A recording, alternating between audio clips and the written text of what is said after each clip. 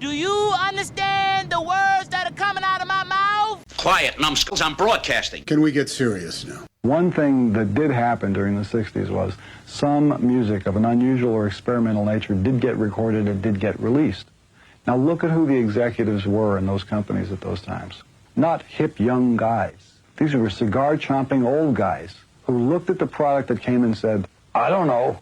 Who knows what it is? Record it, stick it out. If it sells, all right. We were better off with those guys than we are now with the supposedly hip young executives who are making the decisions of what people should see and hear in the marketplace. Success in the music business begins with a dream, a vision. This podcast will give you, the listener, the insight and tools to turn that vision into a reality. Meet the industry professionals who work day by day behind the scenes, helping to make those dreams come true. Welcome to the business side of music. In the studio with us today, Guy Robinson, all the way from London, England, is joining us. He's the founder and CEO of Live Talent Coalition Agency. They represent such artists including Nick Grimshaw, Greg James, and Ministry of Sound, as well as owning music and entertainment brands such as Just Can't Get Enough 80s, and the one I really want to talk about, the recently launched Car Park Party. Guy, welcome to the show. Thanks, Bob. It's great to be here today. You have found some interesting ways to keep doing business in this, what seems to be a never-ending pandemic that's going on and has so seriously affected our business. And I want to talk about that, of course, obviously, Car Park Party, which is easier to say once you've said it 2 or 3 times than trying to say it the first time. Let's go back to the beginning, because it's the one question I always ask our guests on the show. How'd you get started in the business? Okay, so we go back to about 1990. A very shy young guy at school discovered DJing. It was doing school discos. We set up a school radio station. I've been entrepreneurial from a very young age. That was the start of it. It progressed quite quickly. I ended up doing mobile discos at the age of 16. I had my first nightclub residency at the age of 17, which I then got fired from for being 17 years old. And then, it all grew from there. Went to university in a city over here called Leicester. Very, very large number of nightclubs per head. That was the reason I chose that city over any other, because actually my career as a DJ at that point was more important to me than doing a business economics degree. I'd managed to do both, by the way. Yeah, the DJ career was blossoming. And then whilst I was in Leicester at the university, I ended up working at the Student Union Entertainment Department as assistant ENTS manager. And that was a fantastic opportunity. That's where I really learned to scale up from being a nightclub DJ all the way through to running a venue, booking bands, doing all those bits and pieces. And actually the student market, I know it is over in the US as well, but the student market was huge then. It was worth an awful lot of money. And what I realized was there was a very small number of agents controlling that area. And I didn't massively rate them. There was a opinion that student unions at the time had a huge amount more money than a high street club or venue. So what I did is went out, signed some talent and started representing them on a much more competitive basis. And actually within the space of not even 2 years, we were by far the biggest UK agency looking after commercial entertainment for the student union sector. And basically, that's 20 odd years ago, and I'm still doing the same thing now fundamentally, although the market has shifted hugely, as you'll know, since then. But yeah, so I'm assuming colleges have probably done in Europe, what they have done here is shutting down the campuses for the most part and going to a virtual campus, so to speak. With that being said, that's obviously got to put a crimp in any type of live performance opportunities that you would be doing with, say, the student unions on those campuses. So how do you keep your doors open with that kind of that brick wall that's been built, and you're trying to figure out new and improved ways to continue to do business? Yeah, I mean, it's an interesting question, Bob, because actually the problem predates COVID. For sure, that we did basically zero trade with student unions and the colleges in 2020. But really, where the big shift has happened, in the simplest way of describing this, that if you think about entertainment, ticketed entertainment, So a nightclub fundamentally books what we call soft ticket artists. Okay, so it's value-added artists that go in. So it might be a radio DJ, a celebrity PA. They are generally artists that don't sell tickets in their own right. That was the space we were in. Now, however you break that down, that market really is driven by dating, or if you want to be really blatant about it, it's driven by sex. And that market has obviously been hugely impacted, not by a change in taste, it's actually been the internet that's completely changed that game. So the idea of going to a nightclub for dating purposes for a young person is completely alien to them. So actually that soft ticket upsell, those celebrity PAs, those bits and pieces that used to be so huge, that's where the big change happened.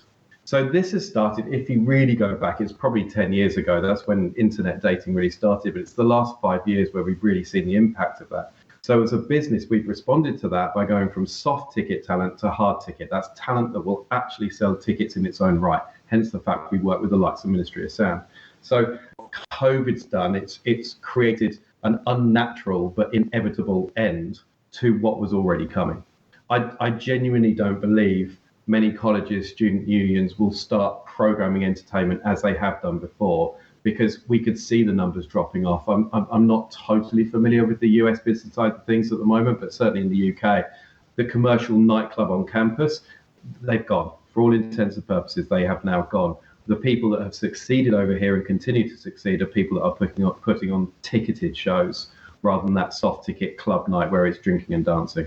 It's an interesting environment because I know that when I was touring with bands back in the days, a certain percentage of our gigs for a lot of the acts would be playing on student activity type events, whether it was a lunchtime concert or it was a weekend party, frat party, or a concert.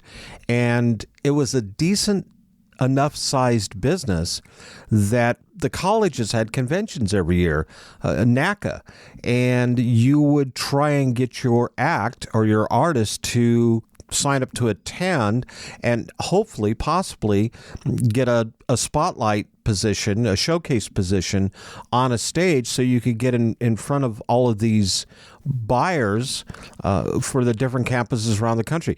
Is it that way, or was it that way in the United Kingdom? Yeah, absolutely. We had the same thing over here. We had something called ENTS Convention. We have a government-led body over here called the National Union of Students. It was originally run by them. They actually cited the demise of entertainment some years back and stopped investing in that program. As a company, we saw the worth, not necessarily in the sales, but in keeping the community together. So we actually re-established that and called it ENTS Forum. We have tried desperately to keep it together, but the market just isn't there anymore. You don't have the physical bodies. It's devastating as well in so many ways, because as it is over there, as it is here, there's so many people like myself that came through that university collegiate way of learning how to run an entertainment department, how to book artists, how to become an agent, how to be a promoter. It's a great breeding ground of new talent. And actually, it's fallen apart. They're just not developing through those channels. There will be other ways of doing it, but the universities were such a hotbed of talent at one point. If you look at a number of the biggest agents, Jeff Neal, for example, from Paradigm over here, huge agent, came through universities. Neil Warnock, same thing. He came through the universities. So I'm genuinely saddened by the fact that doesn't exist anymore, but it's the nature of the business. People will find other ways of coming into the industry, but we reached a point as a company where it was costing us so much to support the sector that it wasn't viable. Once again, you bring up something that we all have to understand, and I love how you said it in the beginning of this conversation. There's a whole new generation coming up now, that especially college music scene or clubbing, that 2 years ago, how we approached doing business that way is so far different than how we're going to do it once this pandemic ends or gets it to a controllable point where we can start opening the doors back to these venues, because this is a potential audience. This is a potential ticket holder, potential ticket buyer that has not really achieved adulthood in a world that we know. It has changed dramatically. Everybody's been socially distanced, and the whole mindset of virtual concerts or living room shows or whatever we want to call it, this is all new to us. It's new to them, but it's new to them that they don't have anything else to compare it to. So this will be an interesting dynamic as we move forward. It's interesting because I would lose track of the years, but it must be about 6-7 years ago now. I went to one of the campuses up in Scotland, an amazing guy called Phil Reevy, who's always been at the forefront of changes in student unions. And he said, I've got this amazing problem on my campus. He said, I can't sell vodka for £1, but I can sell coffee for £3.50. Packed coffee houses, empty clubs. Him and I sat there and talked about it for a while. And he said, the biggest problem for me is, I want to break bands. We want to continue this support of the industry, but I don't know how to do it. So this ruminated in my head for a while. And I sat back and thought about it. I thought, well, all we need to do is shift the paradigm a little bit with this by approaching it in a different way. And what we did is we set up a platform called Coffee House Sessions. Okay. So it was quite a sneaky and clever business model because we ended up taking the money from both sides. So we booked national tours, 40 universities over 2 weeks. It was an insane program. So they were doing 3 coffee houses a day. The universities were paying us to organize it, and we had the 40 universities on board, and then the artists were paying to come on tour, mainly supported by the management companies or the record labels to actually give them the opportunity to go and play these gigs. The biggest learning from this, and it was on paper, it was a huge success because we had so many artists queued up to do it, and the universities were so excited to be part of it. That was all fantastic. But the thing we learned is the students didn't care. We had artists, amazing artists, Gavin James, for example, a huge star over here now. Gavin James would turn up, the students would pack their laptops up and walk out. Wow. So, yeah, and it's that was the hardest bit of the thing is realizing actually it's not just the fact they don't want to drink vodka so much anymore and they don't want to party in that environment. They're not interested in breaking new bands. The way they learnt about music was online. It was sharing through socials. They were being introduced to it through social platforms, through internet platforms, and actually putting it in a coffee shop completely alien to them. Amazing. Oh my gosh. Yeah, it's once again, we're dealing with a different world than we did even a year and a half ago. Right. We're going to take a break, get a word in for one of our sponsors, and when we come back, we're going to have some more conversation with Guy Robinson, who's the founder and CEO of live talent business, the Coalition Agency. Hey, this is Hem Meadows. This is Denim Sky. And together we're Hemp and Denim, and we're also here on the Business Side of Music podcast. With Bob Bender. Yeah. You're listening to the Business Side of Music. Hi, everyone. I'm Larry Butler, and I want to send you a free digital copy of my new book, The Singer-Songwriter Rulebook, 101 Ways to Help You Improve Your Chances of Success. That's right. Everything you need to know to launch your career as a singer-songwriter, all based on my 40 years in the live performance arena, and believe me, I've seen it all. In my book, you'll find the 10 things you have to deal with before even thinking about becoming a singer-songwriter performer. You'll also learn about the 5 things every singer-songwriter can do this weekend to make their live show better. 5 things I can guarantee that you are not doing already. Plus, there's tips on songwriting and staging, photo and video shoots, publishing, merch, dozens of other topics. All written for people who don't particularly like to read. And again, it's free. Just go to the Business Side of Music website homepage and look for my book cover. Click on it, and a free digital copy of my book will be yours. I'm Larry Butler, and I approve of this message. Whether you consider yourself a musician or not, music is all around us, and it affects our everyday lives. Whether it's background music influencing our shopping habits in a store, organ music adding the vibe to a baseball game, or a playlist convincing us to keep going on that last mile of a run.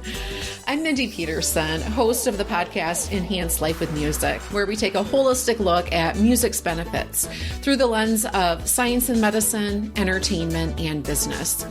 You can find me and Enhance Life with Music at mpetersonmusic.com/podcast or wherever you get your audio. You're listening to the Business Side of Music. Back in the studio, all the way from London, England, Guy Robinson is with us, the founder and CEO of Cancellation Agency. In the show notes that we received, you expressed that you have found something that seems to be working. And I'm going to preface that by saying we've attempted it here in the United States, and I will tell you, to a certain extent, it works. There are some production issues, some dynamics that still have to be dealt with. And what I'm getting at is the car park party, where you have actually done drive-through live shows during the pandemic. And you've kind of pivoted to that. In fact, I believe you've run the first ever over there. Tell us about how that came about and how successful has that been? Yeah, so going back to April last year, I sat with the team. We have been very fortunate in the UK. The government have supported through furlough schemes employees incredibly well. We have been very, very lucky with that. But we sat down with our team and we said at the time, do we want to do nothing and wait this out? I actually caught COVID very early on, so I was very ill with it. I could see how serious it was going to be, and I didn't believe these short timelines that people were putting in front of us. I said, this is going to drag. So do we want to furlough you guys, or do you want to go out and do something? Do you want to fight? I think we are a very entrepreneurial company. I'm a very entrepreneurial leader. I like thinking out the box. And actually, the whole team said, let's go and fight. And the original concept came from watching James Corden do carpool karaoke. And we thought, wouldn't it be fun if you could get a whole field of people singing along in their cars to a live band? And it would meet all the social distancing requirements. It would be completely safe for the audience. It would be safe for the band. We would broadcast it on FM. Lovely job. So we put this concept together called car park karaoke. So a spin on that carpool karaoke. Found some venues, started speaking to the venues. They were all keen to do stuff. Plan was to launch in July. We needed to fill the rest of the time. So we partnered with the Comedy Store over here, one of the most successful comedy brands in the UK. So they took a night. So we did car park comedy. Then we had car park karaoke, put it out to market, thought it was going to be a huge hit. I was amazed by how bad the sales were. It was really, really poor. Luckily, one of my friends who works at one of the big promoters said, you really need to top this up with some family entertainment. I think that's your biggest opportunity, and you're kind of missing that stuff during the day. So there's a brand in the UK called Horrible Histories. It's designed for sort of 5 to 12-year-olds. It's a very fun, gruesome take on history that's told in a brilliantly narrated way. It's absolutely fantastic. Reached out to those guys. Do you want to come and do some daytime shows? Put that on sale. So we were doing, like 3 or 4 shows over a 2-day period. That show flew. Suddenly we were doing capacity. So we ran 5 shows in the summer. Being really honest with you, we lost a big chunk of money on doing it, but we could see the potential, and actually launching a brand cold in that kind of market was an incredibly challenging thing to do anyway. We've never promoted as an agency. That's not where we're from. We're an agency. So moving from being an agent to a promoter was hard enough in itself. And then having no audience to start with was even harder. But anyway, we took it on, lost the money in the summer. The shows were fantastic, got a ton of good feedback on it. As things carried on going here, we started thinking about, okay, we know where the opportunity is. It's with families. We can see this theatre piece really works well. And it was around September, October time, the pantomime. We have a very big tradition of having pantomimes in the UK. If you don't know what that is, it's kind of fun Christmas theatre, Peter Pan, Cinderella, those type of stories told on a stage, very over the top, very flamboyant. So the pantomimes were being cancelled. Huge markets, huge ticket sales normally. A lot of the theatres, they will do something like 50% of their income through Christmas through doing a pantomime. So it was devastating for these theatres. Anyway, we saw the opportunity. So we spun Car Park Party into Car Park Panto. Again, partnered with Horrible Histories, and we created the story Horrible Christmas, which is basically the story of a boy who goes back and saves Christmas and how did Christmas come about, and St. Nicholas and all those bits and pieces along the way. We took a bit of a punt on it. Thought we'd take a chance on it, got 20 odd venues lined up. Honestly, when we put it on sale, I remember looking at the ticket app that we have. It was like watching a fruit machine in Vegas. It was amazing. So every time we refreshed, £20,000 extra. It was absolutely phenomenal. 4 days, sold the whole lot out. 17,000 tickets. So 17,000 tickets translates, if you imagine there's 4 people in every car, you're talking a huge audience we were going out to. So absolutely monumental success. We ran it from early December through to just before Christmas. We lost 5 shows in the end, 1 due to weather, another 4 because of lockdown, because they brought lockdown back in. But the whole thing was just such a big financial success for us. Getting actors back to work. We had the 3 trucks on the road, 2 tour buses. It was absolutely phenomenal. Production was brilliant. Did that, spoke to the guys. Then we're touring again this Easter. So there's a TV star over here called David Williams. You might be familiar with him over there, maybe not, but he does Britain's Got Talent on TV, amongst other things. He's written a couple of books, kids' books, one of which was Billionaire Boy, story of toilet paper. It's a really good book for children. We've got a theatrical version of that, which we toured again, and another tour of Horrible History. So we are right in the middle of touring 82 shows here in the UK at the moment. Wow. Numbers are bonkers. Like we're doing somewhere upwards of 1,000 cars a day coming through the sites. So yeah, it's been amazing. So that's a question I have, because when you say 17,000 tickets, if you said 4 people, in a car per se, that's obviously over 4,000 cars. So they're not all like we would do here in the United States. We would take a drive-in theater or a big park and set up a stage, and they would park their cars and sit there. Is this the concept, or are they actually driving through? I don't know how you would explain it. Is it almost like a ride where they're getting in their car and moving, or are they stationary? And if that's the case, where do you find space to park that many cars? Yeah, so they're stationary, so they watch the show from the car. Generally, it's quite funny. The kids get into the front of the car and adults in the back. So they sit there and watch the show on the stage from the car.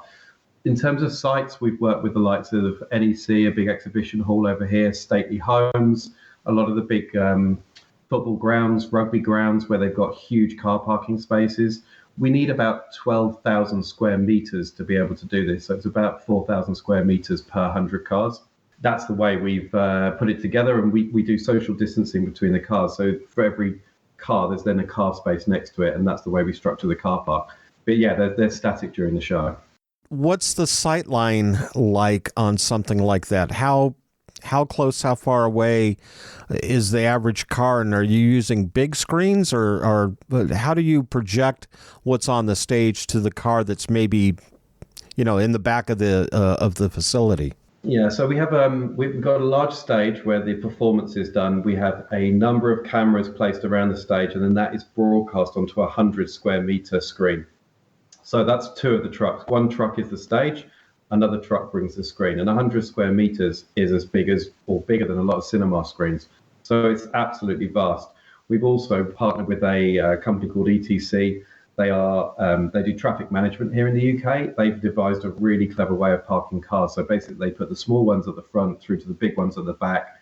They have got this magic way of doing it. So 98% of people that come in that car park, they have a really good line of sight to the stage or the screen. Which would make sense, because you wouldn't want to be in a little Mini Cooper and have a Ford Transit van parked in front of you, because it defeats the purpose of seeing the show. That's a novel concept, and I think it's something that we could all learn from these types of logistical challenges that we're all facing. Yeah, absolutely. And I think it's been tough. We've made our money back. We were lucky. We stuck with it. But there are always solutions. And the thing we've learned more than anything is people still want to be entertained. They still want to go out. The kids need to be entertained. They need stuff to do. So the fact we've been able to do that and make money from it and sustain the business throughout the whole period, I'm incredibly proud. And I'm very proud of the team as well, because they've worked so hard on it to make it happen. Obviously, this has a tendency to be a bit weather challenged, because I would assume this isn't something you can do in a pouring rain or even in a drizzle. You are taking that chance that you're kind of at the mercy of whatever the weather forecast is going to be, right? Yeah, I mean, we like being open on podcasts, and I will share something with you. So when we did the Christmas tour, we were very, very concerned to try and get some kind of cancellation insurance. Obviously, we reached out to insurance companies. Every promoter was trying to do the same thing to see what was going on. We got no insurance. So we had our public liability insurance to cover what was going on the sites, but we couldn't get cancellation insurance. Stupidly, the one thing I forgot to ask about was weather. In the depths of winter in the UK, if you know anything about the UK, we have some pretty harsh winters over here. Right. You know, one of the sites we went to, we had to get gritting lorries 24 hours before the show because there was 3 inches of ice across the entire car park. You know, this is the stuff we were dealing with. Anyway, we lost a show at Christmas with no insurance. So I thought, not going to make that mistake again. So this tour we're doing now, we've got insurance in place, full insurance to cover us for weather. It's absolutely glorious sunshine here. 3 weeks of unbroken sunshine, totally predictably. So, yeah, luckily the insurance company won't be paying out and it's money down the drain for us. But, yeah, it's a real challenge. We saw everything thrown at us at Christmas. That was tough in terms of the weather. But you need, that's what a lot of people don't understand. That insurance may have cost you something, but it was still substantially less if you had taken the loss and not have that coverage in place. So it's a risk. Right. So the show we lost at Christmas, that was a net loss to us of £22,000. Yeah, and that's a pretty good hit. We're going to take another break, get another word into one of our sponsors, and then I want to pick your brain a little bit and kind of have you get your crystal ball out and let's figure out what the future prediction of the gig economy is going to be. Hello, this is Christopher Caliendo, the founder of the Tutti Academy and Caliendo World Music Publishing, and I have the pleasure of speaking to Bob Bender on the Business Side of Music podcast. You're listening to the Business Side of Music. Are you curious about Gordon Lightfoot's songwriting process or what it was like working with Prince in the 80s? Have you ever given any thought to what goes into a golf course design or writing a book? I'm Steve Waxman, the host of The Creationist, a podcast about people who create. Each episode features a different creator sharing stories that I hope will inspire your own creativity. The Creationist is available now on Apple, Spotify, or wherever you listen to podcasts. You're listening to the Business Side of Music. Back in the studio, Guy Robinson from London, England is with us. He's the founder and CEO of the Live Talent Business Coalition Agency. With everything that you have learned, everything that you have discovered, going through this whole new diverse process of putting on shows, what's your prediction about the gig economy, with more people working shifts and enjoying the flexibility that goes on with it? I read an article today, in fact, where employees are now going to companies and doing a little bit of negotiation saying, well, you want everybody back in office commencing June 1st. And, I like my home lifestyle. I like sitting in my pajamas and being in front of my computer. I don't want to get back in a cubicle, make this worth my while. And so that's kind of the negotiation process that's going on in the corporate world. In the music world, yes, we're all hungry to get out and be a part of that physical moment of a live show. But what is your idea? What is your prediction on the future of the gig economy? I'm genuinely quite excited about it for us because I've been trying to live and work abroad for a number of years now. And actually, the one thing we've learned in the last year is I can effectively run a company from anywhere in the world. So I think there is a huge opportunity to think out of the box. The necessity to go to an office every day just isn't there anymore. So that's a great thing. The one thing that I do think we've lost as a business is that really great creative process of sitting around the table with a whiteboard. And yes, we've done really well with Car Park Party, but I'm certain to this day it would have been far more efficient and actually more enjoyable for the team if we'd been sitting around a table, even with a beer, So there are upsides and downsides, but I think ultimately people are going to be far more flexible and far more open. And as a CEO of a company, the thing where I've had to switch the way I operate is judging on output, not hours worked. It's not about what time you turn up at the office in the morning. It's about what you produce by the end of the day. So that's the way I've had to shift my thinking with my team in place now. It's, how much have they delivered for the company? And is that does that align reasonably with my expectations? Do you see us putting on, when I say us as an industry, do you see the industry approaching how to put on a show in the future, even once everything opens back up? And I know there's going to be a certain amount of social protocol in place, but do you see us doing business in a completely different way from how we've done it, or do you think there's going to be a certain amount of norm? And let me maybe preface that by saying I do a lot of reading on the industry, and I came across a news story a few weeks back where they're saying that once acts get out on the road and they start touring again, there may be a bona fide shortage of tour managers and production managers and roadies because they've all, in the meantime, have found other gigs to do to make money and support their family and have a 401k and health insurance. As much as they love the business, do they want to go back out and give that all up? So do you see us maybe changing how we do live shows in the future?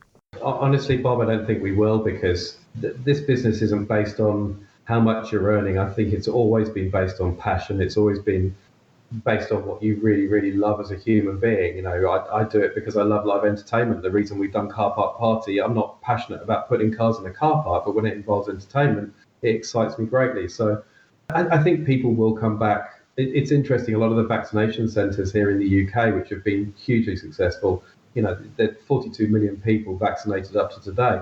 A number of those sites have been run by people from the industry, and they've done a tremendous job of managing it. But do I think they'll stay doing that? Absolutely not. They'll be back in fields getting their festival tans in their shorts and t-shirts before you know it. I think we all want to come back. It's a stopgap. I think we will lose some people, and I think people may question the amount of hours that go into it. We work some pretty long days in this industry, as you'll know. But if it comes from the heart, you kind of just suck it up and get on with it, I think. My worry actually today is that there is this belief that we've got this, the summer of love, people keep referring it to, where it's just going to be bonkers sales. I don't see it.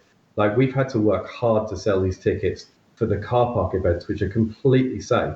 I think this expectation that suddenly people are going to spend a huge amount of money is not there. And I think there's going to be promoters and festivals that are able to run that may well get caught out this year. There are a number of them that are in a great position because they had a lot of tickets carried over from previous years that have rolled into this year, but there are others that are launching new festivals and they're finding it very hard. They're going out expecting people to go, wow, we can go out again. There's my £40, £50, however much it might be, and it's not happening. If you think about it, we've had a year of pounding press telling us how dangerous this is and to stay at home. You can't switch that off in a second. And the other thing being that people will come out for one night because they want to go to the pub, but will they go back the next week and the next week and the next week? I don't know. I think there has been a change in behaviour. The likes of Netflix and different forms of entertainment have changed people's perception about what's acceptable for a night in or a night out. And I think the challenge to the industry today is we've got such a huge amount of shows being pushed into a relatively short time period. So Q3, Q4, especially Q4 this year, some of the big venues, Wembley and O2, you should see the lineup of shows that are going in there. And I'm like, that's amazing for the venue, but where are you getting all these people? O2, 16,000 people a day. How are you finding 16,000 people a day willing to drop £80 to £120 a ticket to fill the building for a month or 2 months straight? I just don't see it. Well, I guess we're just going to have to wait and see what happens. Right. How can people find more information on your company and especially Car Park Party? So we are at coalitionagency.com and Car Park Party is carparkparty.com. Excellent. Guy, thank you so much. You're very welcome. It's been great to meet you. The Business Side of Music is the creation of Tom Sabella and Tracy Snow and is produced by Bob Bender. The Business Side of Music is recorded at Music Dog Studios in Nashville, Tennessee. Production sound design by Keith Stark. Voiceover and promo by Lisa Fuson. You're out. Finished. Expelled. I want you off this campus at 9 o'clock Monday morning. This tape will self-destruct in 5 seconds.